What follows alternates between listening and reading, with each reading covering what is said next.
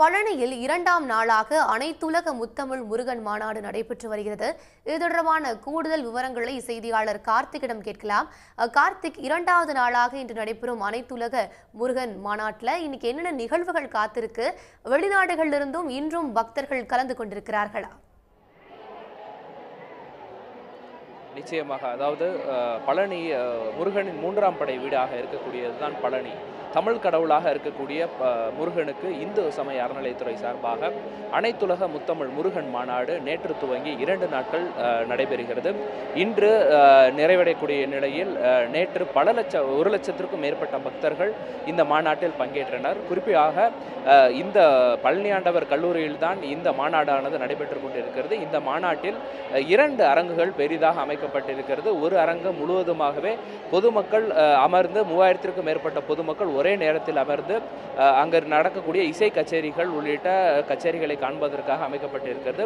மற்றொரு அரங்கில், அதாவது துணை அரங்கமாக இருக்கக்கூடிய அரங்கில், புகை வடிவத்தில் அமைக்கப்பட்டிருக்கக்கூடிய இந்த அரங்கில் பல்வேறு சிறப்பு ஏற்பாடுகள் செய்யப்பட்டிருக்கிறது. குறிப்பாக இங்கு புகைப்பட கண்காட்சி, 3D மூலியமாக 6 படை வீடுகளை ஒரே நேரத்தில் காணக்கூடிய ஒரு நிகழ்ச்சியானது நடைபெற்றுக் கொண்டிருக்கிறது.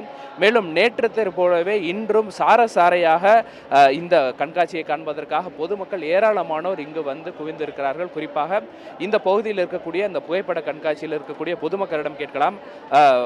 மேடம் வணக்கம், எந்த ஊர்ல இருந்து வந்திருக்கீங்க மேடம்? கண்காட்சி எப்படி இருக்கு? இங்க லோக்கல் தாங்க, பழனியில இருந்து தான் வந்திருக்கேன். ரொம்ப நல்லா இருக்குங்க.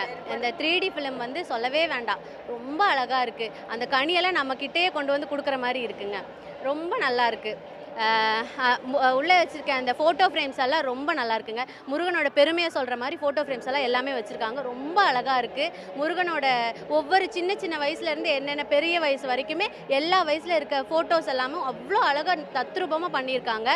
3D ஃபிலிம் சொல்லவே வேண்டாம். அந்த கனியெல்லாம் நம்ம கையில் வந்து கொடுக்குற மாதிரி இருக்குது.